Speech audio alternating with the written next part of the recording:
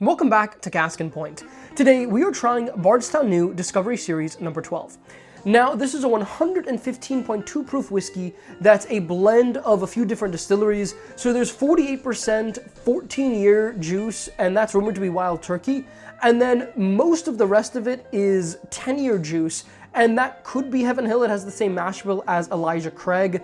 And then 8% of it is 6 years of their own Bardstown distillate, which a lot of people are really excited about because it means that their own distillate is getting older and we may get a lot more of their own stuff in the future. But today we have this blend that's an average age of a little less than 12 years, but up there, and it's cask strength. It's 115.2 proof, and it being Wild Turkey and being cask strength at 115 proof totally lines up because obviously the Russell's 13s and 15s are all in the mid 110s proof. And so we're going to try it today. We're going to find out if it's worth its MSRP. Its MSRP is $140, but it doesn't command that much of a premium on secondary. People aren't really avoiding this, but they also aren't running to go get as many as they possibly can. So maybe they just did a really good job at pricing it, but let's find out. So let's see how this smells and tastes. So on the nose, there's this kind of like dusty oak, but it's not as refined as like the dusty oak that you would get out of like a George T. Stagg. It's like a dusty oak, but it really just tastes like dust. And then there's some caramel. There's some red fruit that's coming out like cherries, plums, but not a lot of it. There's like a little bit of pepper, allspice, a little bit of herbal notes as well, some lavender. It's interesting, I will say. It's almost reminiscent of like if you mixed some Wild Turkey with like Wild Turkey 101 with like an F strain Four Roses single barrel strength. Like it's interesting. There are definitely a lot more herbal notes on this than I was expecting. There's obviously, I mean, this is all bourbon, I believe, so there shouldn't be anything too funky going on here. But overall, it smells pretty interesting. It smells like dust, it smells like herbal notes, and it smells like a little bit of red fruit, but not much. But let's try this and see if it's worth the hype.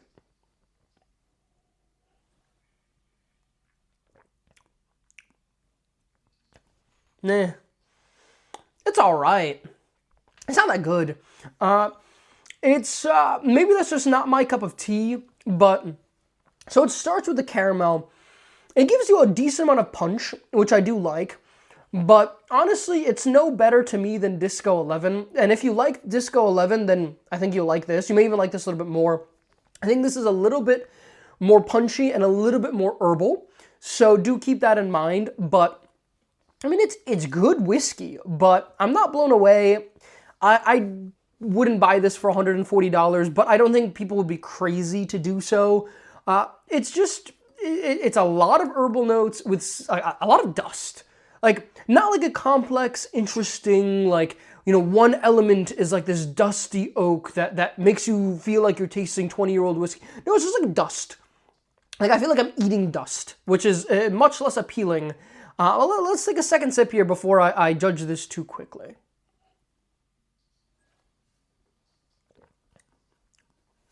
Yeah, I do like how much punch that has. There is a good amount of caramel. There's some green apple, a little bit of red fruit, but really not that much. Probably more green fruit. I'm honestly getting like grassy, like cucumbers even out of this. Like this is weird. It's definitely unique. I'll give them that. It definitely doesn't taste immediately like a turkey product. It doesn't immediately taste like a Heaven Hill product either. It's clearly a funky blend, and I'm wondering just how much their own distillate is influencing making this more and more funky. But it's a decent whiskey. I think its finish is medium length. I think its punch is medium. I think there's a lot of dusty flavors, but you do get a little bit of fruit, very little red fruit, very little green fruit, like a green apple, some like vegetables, almost like a cucumber, carrot notes, and some herbal notes as well. Maybe I'm just like talking crazy here, but I'm getting it. It is weird, but I'll take one more sip here and then I'll give it a rating.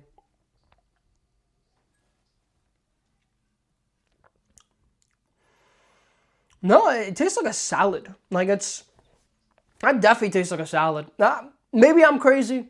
Go try it. Tell me what you get. Tell me in the comments below if I don't know what I'm talking about. But it starts off caramel and a little bit of oak, and then it just gets into this like cucumber, carrots, peppers, like I feel like I'm like eating like a salad with like ranch sauce on. I don't know. It's funky. I don't like it that much, if I'm being honest. I can understand why people may really like these, but so far, I just haven't found Bardstown Discovery to be at all interesting. I do have samples of most of them, so we're going to go back and see if they've had some good batches in the past, but it's just not my cup of tea. I think today this is going to be a 7.3. I think it's still a good whiskey. I think it's still like daily sipper material. I wouldn't pay $140 for this. I wouldn't recommend you do either, but try it first. You know, maybe do what I did, which is get a sample of it and then see if you like it and then buy it if it's really good. But it's funky. It's not my cup of tea, but that's just one man's opinion. Feel free to disagree down below in the comments, but I hope you all enjoyed the review. Many more to come in the future, so get excited. We're gonna try some really fun things. We're gonna make some progress in this sea of samples, so I hope you will all join me for it. But for now, have a lovely rest of your day, and I'll catch you on the next one.